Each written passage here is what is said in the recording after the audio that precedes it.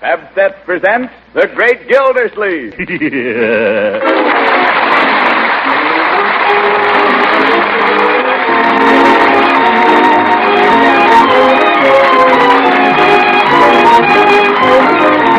The makers of Pabst present each week at this time Harold Perry as The Great Gildersleeve, written by John Wheaton.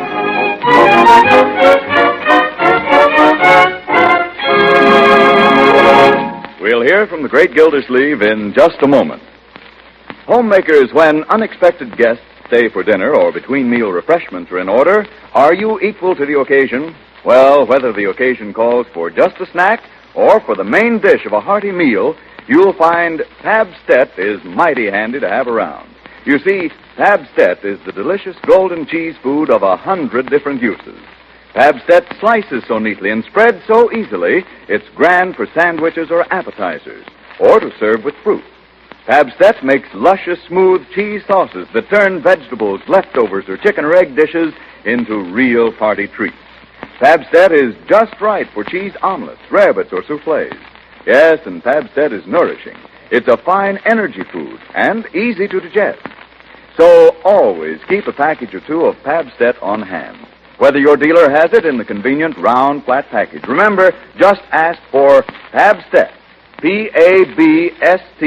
Pabst-ETT. Pabst, the delicious golden cheese food of 100 uses.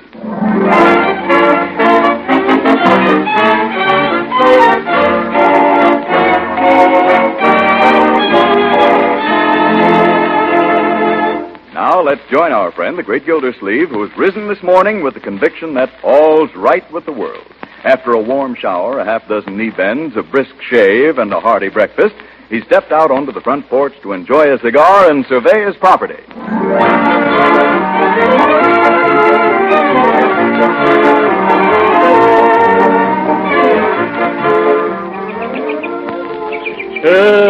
October. I tell you, Marjorie, there's no finer month in the year. Just breathe that air. It's wonderful. Feel that nip in it. Makes you want to get out and do things. Doesn't it, Leroy? Such as what? October. Harvest time, frost on the pumpkin, brown October ale, the smell of burning leaves. I love October. Look at that maple tree in Mrs. Ransom's yard there. Like a beautiful painting. Uncle Mort, I believe you'd like any kind of a tree if Mrs. Ransom was sitting under it. She is? Where? I was speaking figuratively. Oh. Well, let me reiterate, Marjorie, that Mrs. Ransom to me is nothing but a neighbor. You believe in the good neighbor policy. If we were discussing trees. Look at our own lovely elm. Look at the color of those leaves. Oh, it's glorious. Yeah, and you know what's going to happen to those leaves? They're going to fall on the ground. That's the first law of nature, my boy. Yeah, and I'm going to have to rake them up. That's the second law. I hate trees. Leroy, never let me hear you say that about a tree. Okay, I think I'll go over to Piggy. Did you ever stop to consider what a wonderful thing a tree is? Leroy, I asked you a question. Did you? No, Unc, but I'll do it the minute I get back. Come back here. You do what? What you said? You weren't listening. I'm listening, Unc. Only Piggy's waiting for me. We're going to dig a fort. You dig a fort? You can do plenty of digging right here, Leroy. Just stick around. I have something to tell you. Both of you. Uh-oh. What is it? Well, I bought a tree. Huh? You bought a tree? Certainly. What's so amazing about that? Everybody ought to have more trees. Why, one of the happiest recollections of my childhood is an old cherry tree we had in our front yard at home. I fell out of it once and broke my arm. You must have had a jolly childhood, Uncle Mort. Yeah. What wouldn't I give to be back there now? To be a kid again. And break the other arm. Yes, sir. There are two things every boy ought to grow up with. A dog of his own and a cherry tree. Do you mean that, Unc? What? About the dog? No, but I mean it about the cherry tree. The tree I bought was a cherry tree. How did you come to get sold this tree, Uncle Mort? I didn't get sold it. I bought it of my own free will, fully dressed and in my right mind. Well, where are we going to put it? Where are we going to put another tree here? Well, you don't understand, my dear. This is a very fine tree. They call it a giant ponderosa. Holy smokes, how big is it? Well, the man says they grow 30 or 40 feet high, higher than the house. What man, Uncle Mort? The man that sold it to me. He showed me a picture of it. Oh, you haven't seen the tree? Why, of course not. I hope you didn't pay him for it. Well, Come on, Unc. How much did he stick you for? $22.50, and he didn't stick me. $22.50? Wow, you must have bought a redwood. Uncle Mort, did you ever stop to think how many cherries you could buy for $22.50? Oh, you're very helpful, both of you. But the tree will be arriving today or tomorrow. We got to decide where we're going to put it. Now, I thought maybe right out here in front. Uncle Mort, this is the only sunny spot left in the whole yard. That's good. Cherry trees need sun. It'll give us some nice shade out here. We can hang a hammock under it. Hey, that wouldn't be bad. Just lie here with your mouth open and let the cherries drop in. Boy. Well, of course, we might not have more than a few cherries the first year, but after that... Oh, Bertie. Yes, sir? How are you on cherry pies? Well, I haven't had any complaints so far. Then warm up your rolling pin. Leroy, do you like cherry pie? Are you kidding? Then get the shovel. Oh, I like coconut custard better. Get the shovel anyway.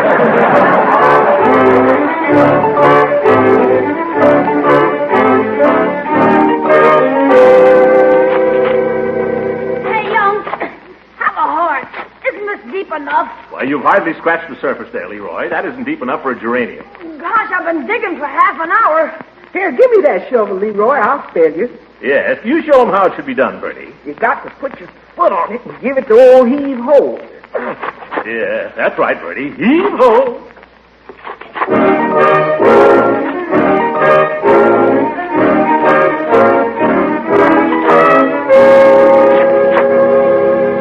Heave-ho, Bertie. Heave-ho. You're doing fine. I'm going to have to stop pretty soon, Mr. Gildersleeve, and get lunch. Is anybody hungry? I'm not. Don't you think it's deep enough now, Uncle Mort? It's up to her waist. Well, you've got to remember, my dear, this is no two-for-a-nickel cherry tree. This is a giant ponderosa. Yes, I know, Uncle And Mort. these things have roots. They've got to spread out. Heave-ho, Bertie. Looks like I'm dug in for the women here. Heave-ho!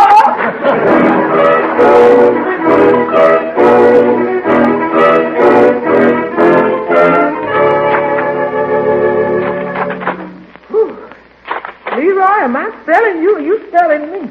Yes, Leroy. While you're resting, give Bertie a hand there. I don't want to suggest anything, Unc, but how are you with a shovel?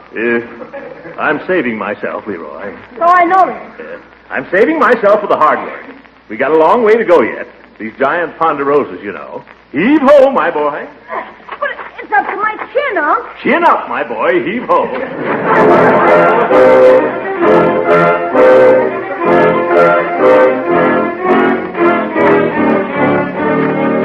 Mr. Gildersleeve, you up there? Yes, Bertie. It's getting dark down here. You don't think maybe we can down far enough? You're getting there, Bertie. You're getting there. We stuck a pipe or something down here, Unc. Uncle Mort. Wait a minute, Leroy. What is it, Marjorie? Freight office closed. The tree's there, and they're sending it out. Oh, fine. Well, we'll have to get busy here and have everything ready. Come on up, Bertie. Yeah, sir, if I can get up. Look out, you're starting a landslide. Leroy, give her a boost there. Grab hold of the shovel, Bertie, and I'll pull. Heave-ho! Great day in the morning. I sure am glad to be out of that hole in the ground. Now give me a hand, Unc. Okay, 1, 2, 3. Yeah. There you are. Thanks, Unc. Now, Leroy, while you're resting, I want you to take that shovel. Well, here comes Mrs. Ransom. Mrs. Ransom? Oh, give me the shovel.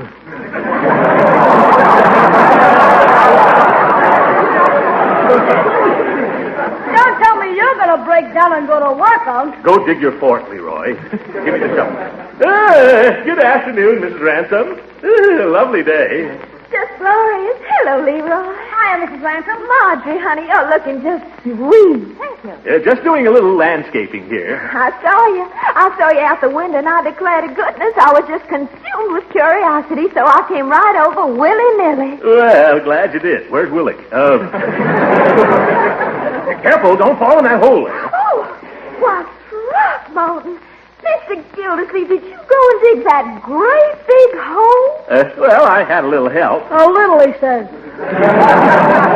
Well, it's a lovely hole. But what are you going to do with it? Make a swimming pool? No, we're going to plant a tree. A tree?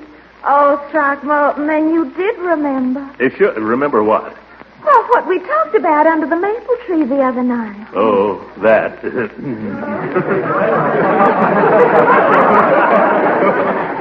I love trees. Don't you, Marjorie? Yes, you can't go wrong with a tree.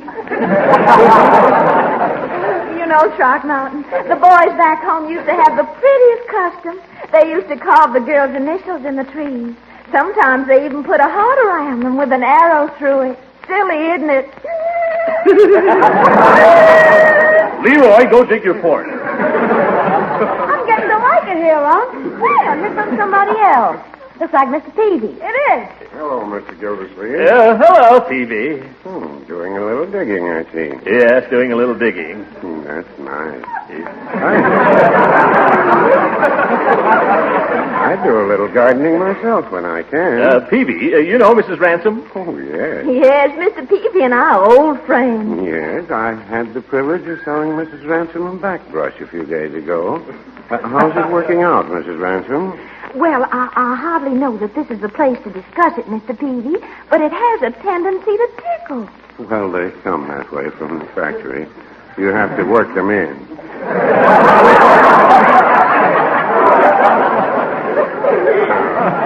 Mrs. Peavy and I have one of those brushes. We've had it almost 10 years, and we think the world of it. We wouldn't part with that brush for almost anything you could name. Well, I'm glad you're happy with it. Hey, Unc, here comes the old goat. Leroy, that's no way to talk about Judge Hooker. Hello, Gildy. Hello, you old goat. Mrs. Ransom. Oh, my, this is an unexpected pleasure, Judge. Hello, Leroy, Marjorie, Hello. Phoebe. Quite a little gathering. What's going on here? Mr. Gildersleeve is having a tree planting. Well, what is this, Arbor Day? I wish I could stay for the ceremonies, but I've got to tend to my marketing. Oh, must you go? Yes, but when I come back, I expect to see a shady bower right where that hole is. Goodbye now. Goodbye, Mrs. Ransom. Goodbye, Mrs. Ransom. Goodbye. Goodbye, Mrs. Ransom. You can have the shovel back now, Leroy. What's the excavation for, Gildy? Are you going to plant this tree or bury it? No. What kind of a tree is it? It's a cherry tree. Any objections? No. Of course, they don't live very long, but it'll probably live as long as you will. Listen to me, you old goat. A cherry tree was good enough for George Washington, and George Washington was good enough for me. You tell him, Unc. Why, every house in this country ought to have a cherry tree. I hope this tree will be an inspiration to you, Leroy, to follow in the footsteps of George Washington. Do you understand what's expected of you? Yeah, you want me to chop it down? You know! Smart kid. He knows his history, Gildy. That's more than you do. Hey, Unc, here he comes. Who? The expressman. Maybe he's got the tree. Oh, no. It would take a bigger wagon than that, Leroy. They'll have to send it out on a truck. All right, up here, though. Oh, he's stopping here. Well, maybe it's still down at the freight office. Maybe they couldn't handle it. After all, a giant Ponderosa at $22.50. Mr. Gildersleeve, gentleman right there. Yeah, something for me? There's sign here. Wait a minute. I was expecting a tree. They telephoned me from the freight office. You know anything about it? You sign here. But what am I signing for? I bought this tree from a fellow who came through here a week ago. Sign here, please. All right, I'll sign. But what about the tree? I paid a lot of good money down. If it's all the same to you, I'd like to know what... No. Now you went and signed in the wrong place. I'll have to erase it. Just erase it. Well, you got me so darn excited. Now, listen, brother, would you mind telling me... Bottom line, there. The bottom line. Your hand's shaking, Unc. Yeah. Now, would you mind telling me what you're delivering, if anything? Tree. The tree? Where is it? Under my arm. Take it, will you, bud? That little twig? Oh, isn't this awful?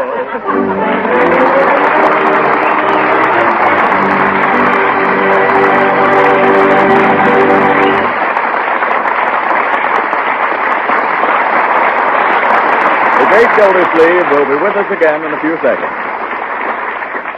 But first, you homemakers have a big job to do these wartime days. Yes, your job is to see that your families get the foods that help make them strong. So you'll want to know about a food that adds extra nourishment to meals in any number of easy, appetizing ways. That food is Pabstet, the delicious golden cheese food of 100 different uses. Yes, Pabstet offers many quick, delightful ways to add variety and extra nutriments to your menus. One way is with the smooth, rich cheese sauces that Pabstet makes. Just melt Pabstet in a double boiler. Stir in a little milk and season. And you have a grand golden cheese sauce for vegetables, leftovers, all kinds of nourishing food. Pabst cheese sauce is mighty tasty, mighty nutritious, too, because Pabst is a nourishing, digestible energy food, rich in milk protein, and it helps provide vitamin A and the important milk minerals calcium and phosphorus. So serve Pabst often. Remember, it's Pabst, the delicious golden cheese food of 100 uses.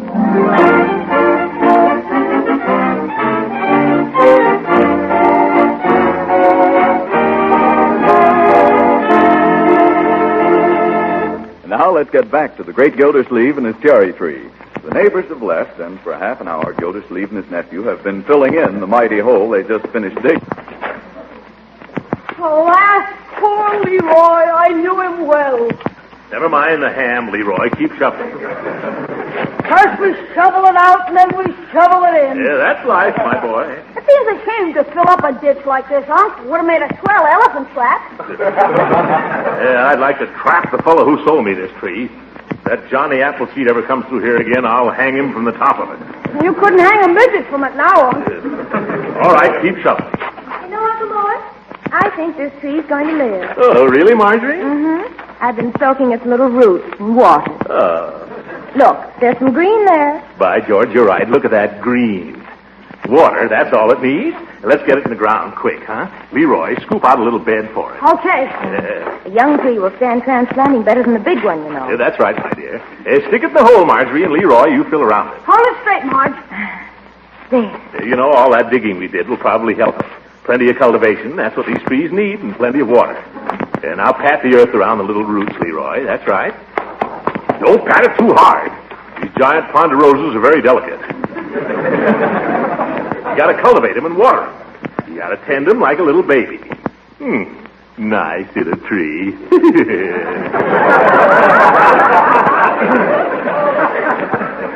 we ought to take it in the house nights to keep it warm.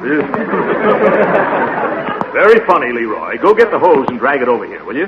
We've got to give this a good soaking. Don't you think we ought to use a medicine dropper? A minute. Go get the hose. Oh, they just like to kid you, Uncle Mort.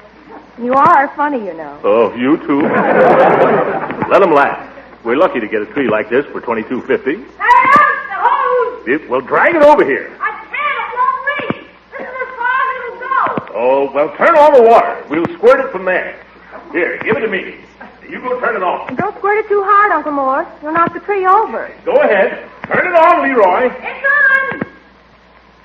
Stand back, Marjorie. Here it comes. Uh-huh. Turn it on all the way.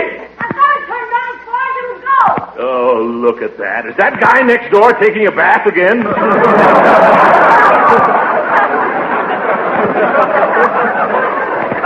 We'll never reach the tree with that. What's the matter? Nothing comes out. Look at that dribble. Oh, you can make it go farther than that. Stick your thumb over the end of it, Unc. Well, I'll try it. Oh! Leroy, you knew it would do that. You didn't have to squirt yourself in the face with it, Unc. I'll wipe you off, Uncle Mort. Yes, never mind. By George, that's the last straw. That's Summerfield for you. You try to plant a tree, you try to beautify the place for a little, and then what happens? No water. Bertie's been complaining about the pressure all summer. Well, she should. The water situation in this town is a disgrace. It's a fire hazard. It's a menace to the public health. And it leaves a ring in the bathtub, too. I'm going to go out and do something about it.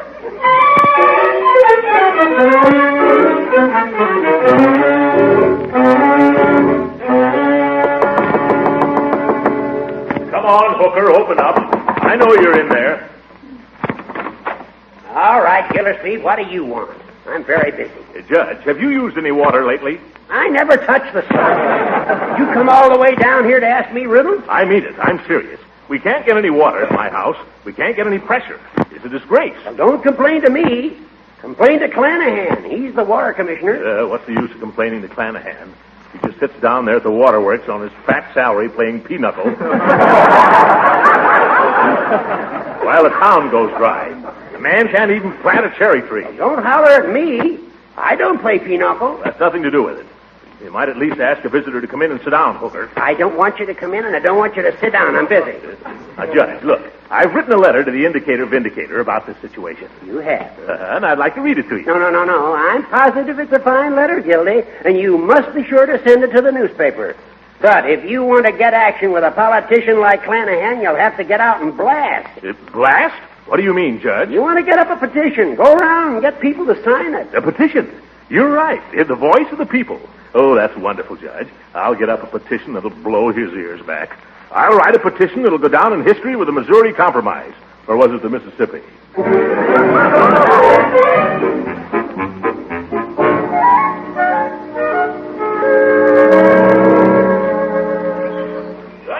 Good morning, Floyd. Morning, Mr. Gildersleeve. You're next. Be with you in about 2 minutes. Thanks, Floyd. I won't require your professional administrations this morning. I shaved myself. But I've got a little thing here I'd like to have you sign. Well, the wife says I'll sign anything. What is it? You use a lot of water here, don't you, Floyd? Now, I've got a petition. I'll read it to you. Quote, to whom it may concern, we, the undersigned taxpayers of Summerfield, believing that the water situation in this town is a crime and a disgrace, and a stench in the nostrils of civic pride, do hereby petition the town council. What's hissing? Are you shushing me? The guy in the chair under the towel. Corey, are you working on me or ain't you? Yes, sir. Be right with you. Well, get this towel off me, please. Yes, sir. Oh, hello, Clanahan. Hello, Gildersleeve. I read your letter in the Indicator last night. Did you? I used your water to shave with this morning. I'm just getting up a little testimonial about it here. I'm sorry, Mr. Gildersleeve, but I couldn't possibly sign a thing like that. Mr. Clanahan here is one of my best customers. I'm sorry. Come back later. Well, if that's the way you feel about it. Goodbye, Floyd. I'll be seeing you, Mr. Clanahan, if you're around.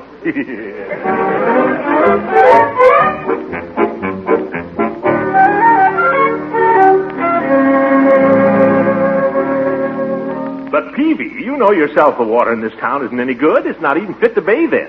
Well, no, I wouldn't say that. I bathe in it regularly, so does Mrs. Peavy. All right, it's fine to bathe in, then.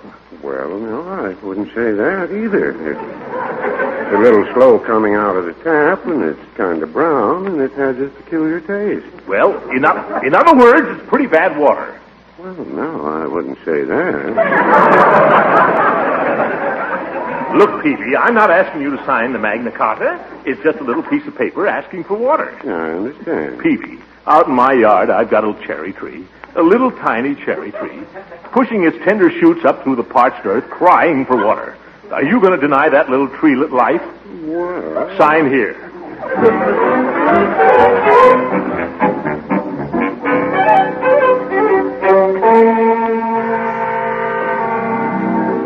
Oh, no, Gildy. I wasn't born yesterday. Look here, Judge. You're the one who told me to get up this petition. Sure I was, but I'm not crazy enough to sign it. Why, I'd as soon sign my own death warrant. I'll be bringing that around yet, you old goat. A fine, upstanding judge. Well, you know how this town is run, Gildy. It's just too bad. I'd like to see somebody throw Clanahan out.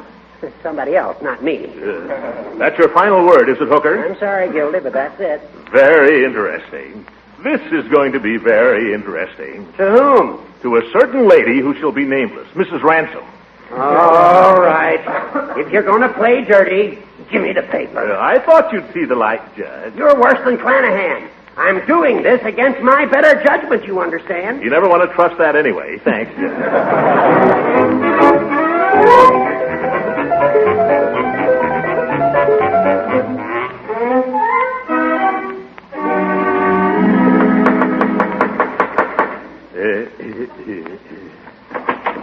What's wrong, Martin? Come in, won't you? Come right in. Now, don't tell me you've gone and brought me something again. Well, not exactly. I brought you a little paper to sign. Oh, my goodness, I do hope it's nothing legal. Well, it has to do with the water situation. Oh, dear, is it bad? Hadn't you noticed?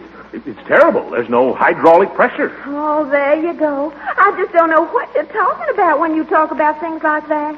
I'm not a bit mechanical, you know. Oh, well, you don't have to understand it, really. All you have to do is sign it. It's a petition. Petition? Is that anything like a subpoena? Well, not really, no. Because I never did know what a subpoena was. My husband, Beauregard, was a lawyer, you know, and I never did understand him from the day I married him. Oh, but then he never understood me. Oh. But we understand each other, don't we, Throckmorton? Oh, brother.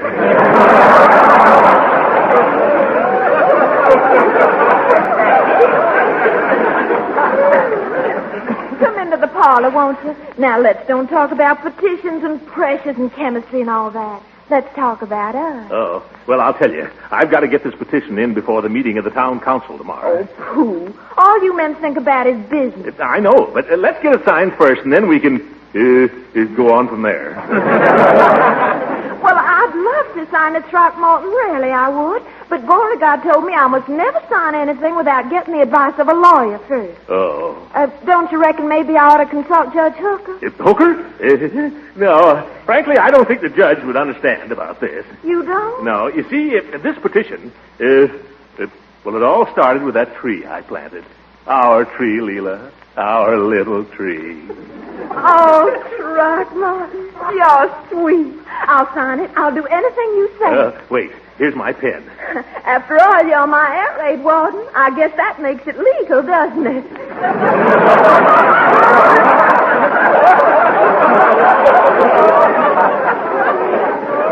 Absolutely. There. To Throckmorton with love from Leela. Huh? Aren't you pleased? Well, I mean, it's all right the way I autographed it. Oh, the town council will love it.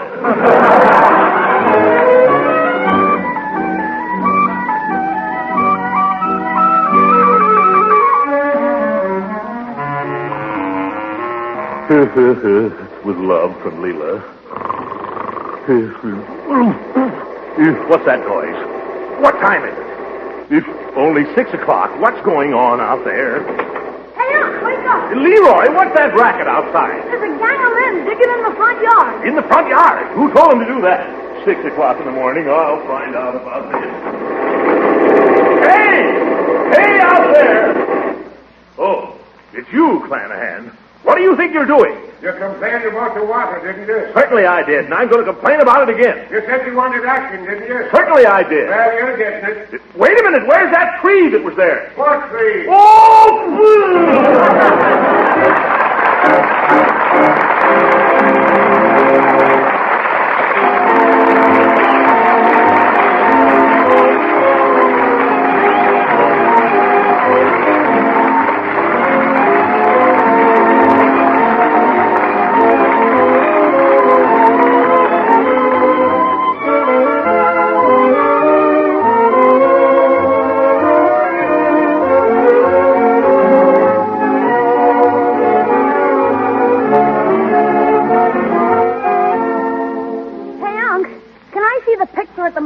Tonight? No, Leroy. What's the picture? Oh, it's super, Unc. It's called Here We Go Again. Here We Go Again? I never heard of it. You never heard of Here We Go Again? Well, I've heard of it now. It's got Fibber McGee and Molly in it. Oh, my little chums. Well. And Edgar Bergen and Charlie McCarthy. Well, for heaven's sake, that sounds great. Here's $1. Take your friend. Wait a minute. There's a guy in it called the Great Gildersleeve. Never heard. Oh, that's me. What am I saying?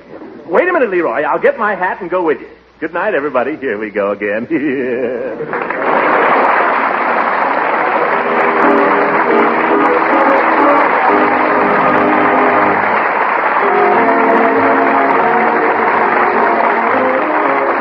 Original music heard on this program was composed and conducted by Billy Mills. This is Frank Bingman speaking for the makers of Pab Set and inviting you to be with us again next week at the same time for the further adventures of the Great Gildersleeve. A word for all you thrifty women who are trying to keep the food budget on an even keel. The product called Kraft Dinner is just your dish. For Kraft Dinner gives you the economical way, the quick way to make delicious macaroni and cheese. Fluffy, tender macaroni, drenched with cheese goodness. With Kraft Dinner, you make it in just 7 minutes cooking time. You see, every Kraft Dinner package contains a special fast-cooking macaroni and an envelope of Kraft grated so you can sprinkle in the cheese flavor in a hurry. And say the family will go for this thrifty, speedy macaroni and cheese. They'll tell you it's as good as any you ever baked in the oven the old-fashioned way. Why don't you get several packages of economical Kraft Dinner tomorrow? Have it on hand in the pantry shelf. A main dish ready in 7 minutes is such a help these busy days. Tomorrow, ask your food dealer for Kraft Dinner. This program came to you from Hollywood. This is the National Broadcasting Company.